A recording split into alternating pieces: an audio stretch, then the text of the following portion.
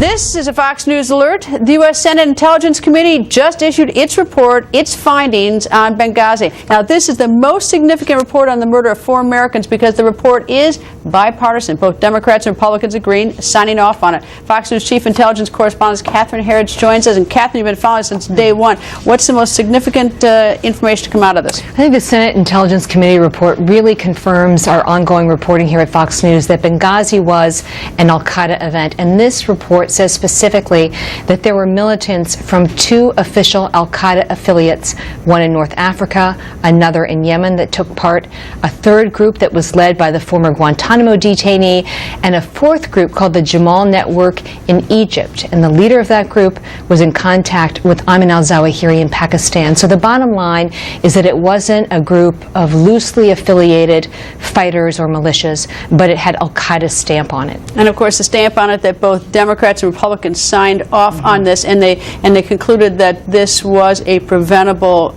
incident. That's the other major headline. What this report shows is that there were about a half-dozen very specific intelligence reports from the CIA and the Defense Intelligence Agency leading up to the attack that the al-Qaeda affiliates were building relationships with terrorists that were in Libya.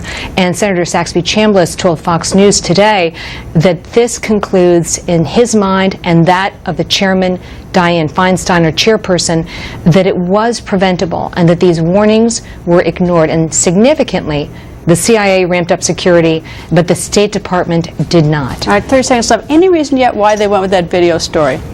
I mean, has anyone been able to figure that one out? The thing to watch going forward is that we've had information at Fox that there was a meeting at the White House between then Defense Secretary Panetta, Mrs. Clinton, the Vice President, and very briefly President Obama was there as well.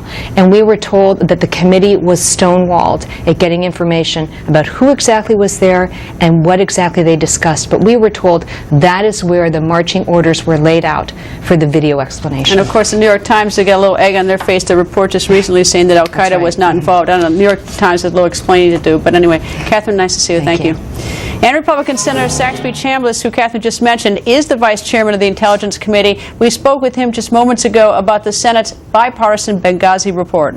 Senator, nice to see you, sir. Good to be with you, Greta. Well, it's a bipartisan report. That's the good news coming out of the Senate Intel Committee. Tell me, is there any doubt that al-Qaeda was involved? No question about it. I mean, we, first of all, Dianne Feinstein was a great partner in this, and we committed early on that it should be a bipartisan report because the facts speak for themselves. And while we can't say this was an al-Qaeda attack, we do know that there were several principal al-Qaeda leaders who were leaders of the group that headed up the attack. So there's no way not to characterize it as al-Qaeda being involved in an al-Qaeda attack. All right, happened September 11th, 2012, and then we had all that discussion about video or no video.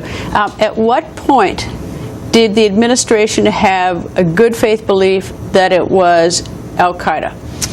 Well, I can tell you that within hours, Saxby Chambliss, as the vice chairman of the Senate Intelligence Committee, knew that it was a terrorist attack.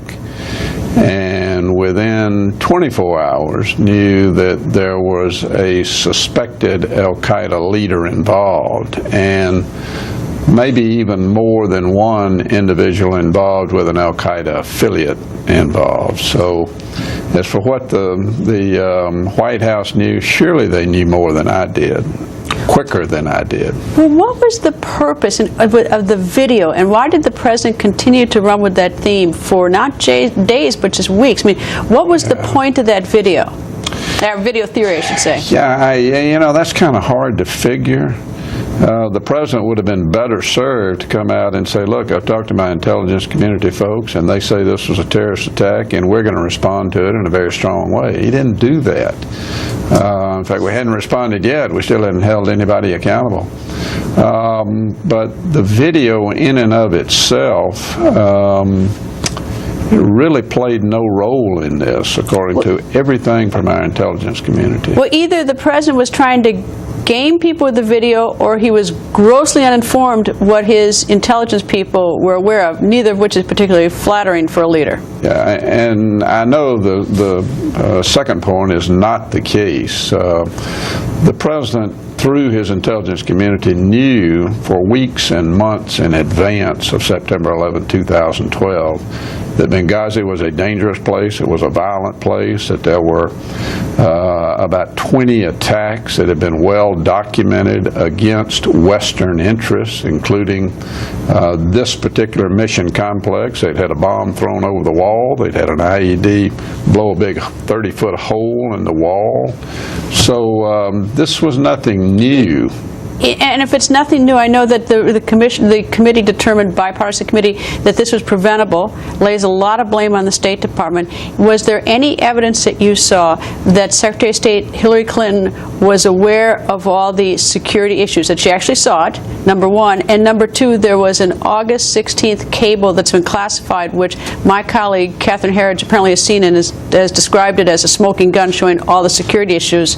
Why is that classified, that document? Well, we actually allude to that cable in our report, and some of it is still classified, but most of it was declassified.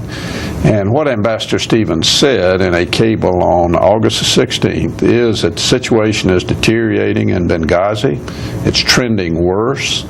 We know that there are a minimum of 10 al-Qaeda training camps that are located in Benghazi, not in Libya, but in Benghazi. And it gives some other dire circumstances about the fact that if we sustain an attack, we simply don't have the capability of securing this complex. What Secretary Clinton saw, I don't know. Did you guys interview her? She did not testify before our committee. We don't have jurisdiction over the State Department. We pounded on the State Department for documents as well as interviews with individuals, and we kind of hit a stone wall with them on that. Well, the president said that he was going to do everything he could to cooperate. Did you get a sense that the Obama administration, when you say that you couldn't get the documents out of the State Department, that they were not cooperating? I don't know how you can characterize it any other way. Obstruction? I don't want to accuse them of something that I don't know for sure is the case. But if they really wanted to get to all the answers, and remember, Greta, this was an American ambassador that was killed. That just does not happen every day in the world. It happens about every 50 to 60 years. And it was that serious, and yet it didn't seem that the White House really wanted to get to the bottom of it to explain to these families what happened. Yes, an ambassador and, of course, 3 other Americans as well. Senator, thank you. Thank you for joining us tonight, sir. Sure, thank you. Greta. Good to be